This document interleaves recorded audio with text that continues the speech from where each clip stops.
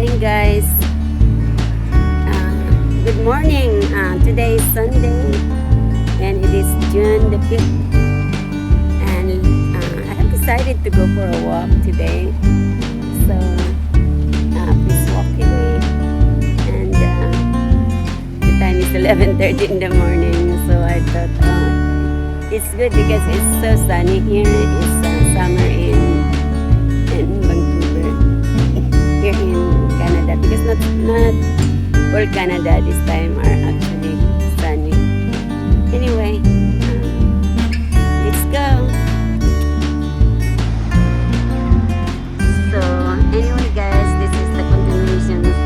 I thought I was recording after that one, but I forgot to hit the play. So here I am. I'm still in the intersection. So nagtawid na ako dyan sa intersection na yan.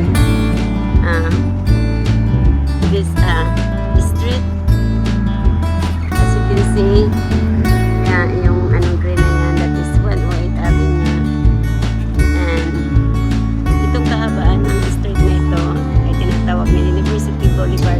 Starting from that direction there, that is you will see 2 blocks after is actually we call it King George Boulevard. So itong kaba na ito ay that is University Boulevard.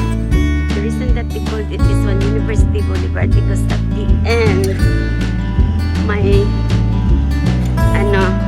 may university dyan sa nakita mo yung iris na yan. As you can see, may dalawang iris kang makikita. But actually not that one, that iris there. Nandyan yung Simon and Fraser University. That's why they call it University Boulevard. But anyway, let's continue walking.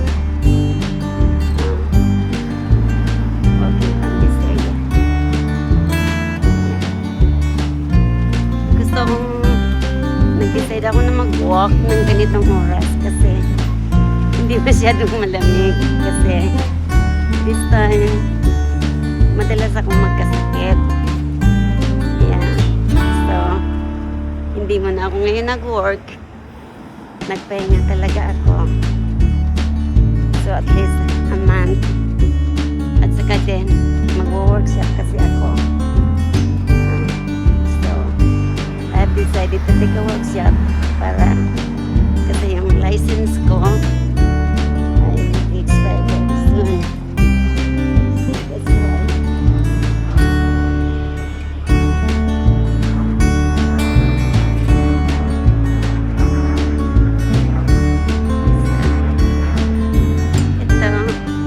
Ito yung kaba ng I'll just keep continue talking to you guys where I'm walking.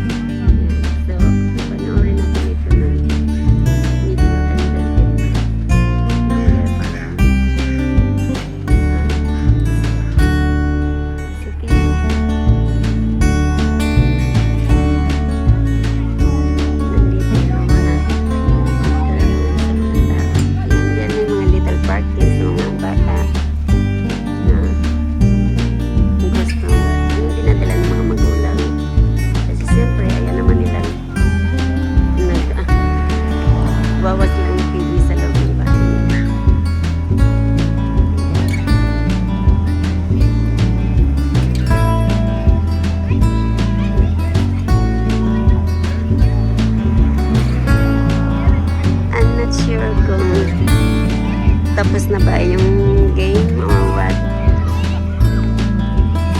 Pero parang hindi pa. So, I'm just gonna show it to you guys. Ayan. Siguro yung mga ito nakayela. Tapos na sila.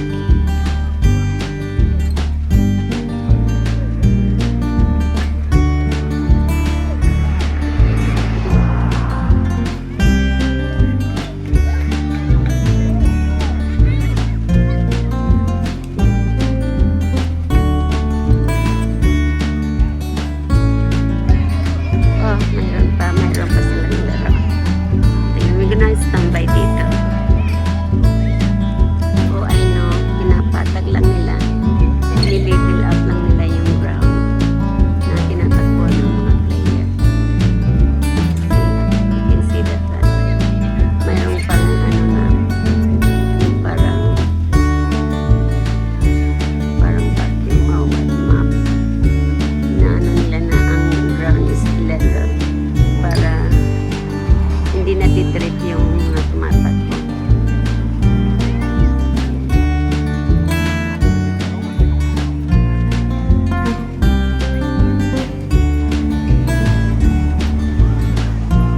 Yung other team.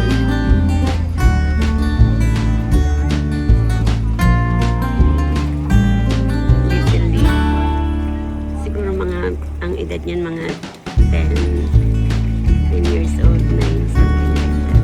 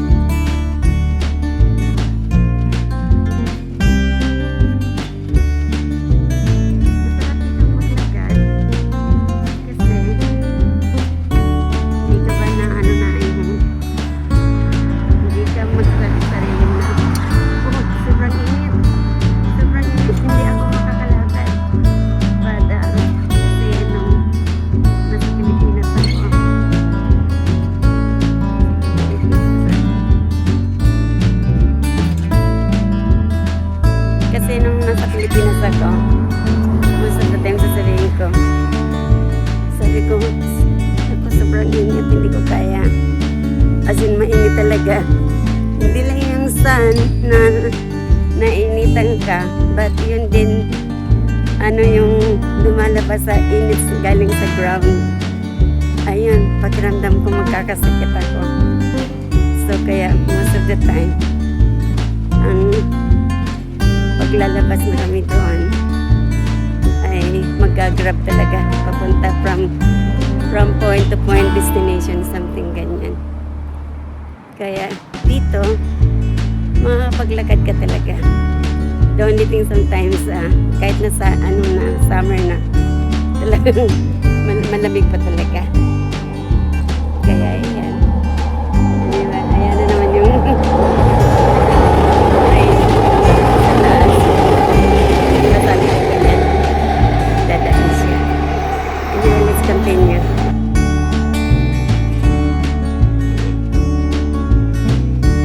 Dito may laro din. May laro din dito. Ayan o. Wali chip ano ba yan? Baseball. Wali chip baseball. Meron din naglalaro doon. Yan ang grandstand. Anyway. Here you are. Diba sinabi ko sa inyo guys, kanina, bakit tinawag itong street na ito, University Boulevard. Ayan. Simula doon hanggang dito. Ang pangalan ng street ay University Boulevard. Actually, yung University Boulevard. Yung university kasi dito, ayan doon. Simon and Fraser University. Ganyan. Paikot na ganyan. Iikot ka. Ganyan. Dati Simon and Fraser University. Anyway, guys, let's go back. Let's go back up there. Sa pinanggalingan natin.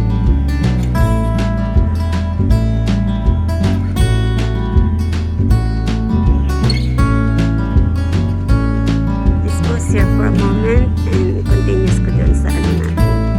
Gusto ko ipakita ninyo sa inyo. Hello guys, the game isn't started yet. So, but anyway, those are the red team and the yellow team are going to be the one who is going to play. So yeah, I don't think so. I can wait for that.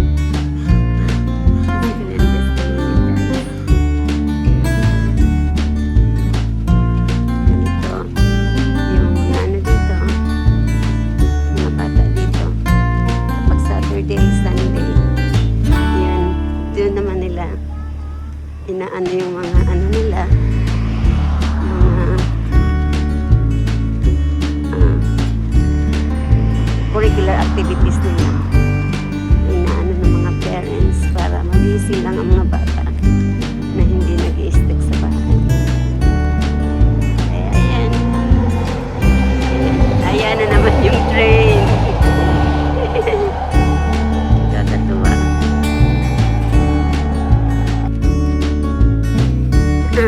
Sorry guys, I stop it right away kasi magkaka-copyright na music yung ano doon, pinana natin.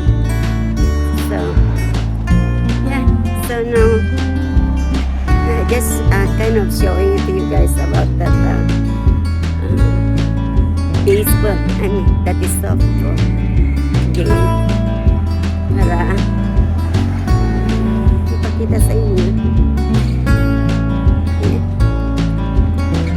So, balik na tayo ulit sa paglakad.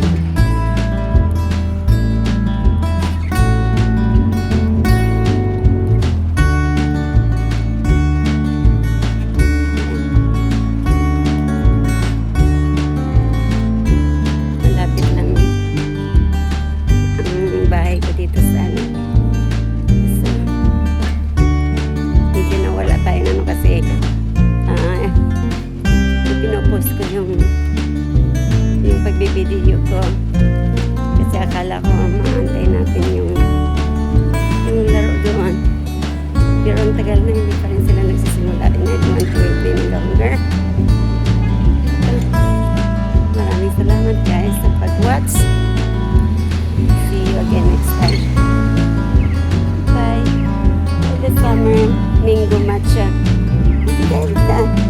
yan. Bingo matcha. Anyway, hindi ko yung gusto. Bye-bye. God bless everyone. Remember guys, nabanggit ko pala sa iyo yung, yung dito. Nakita niyo yung code dyan. Ayan. Ngayon, kung magtiti kayo ng bus, like is nasa bahay pa kayo. Tapos,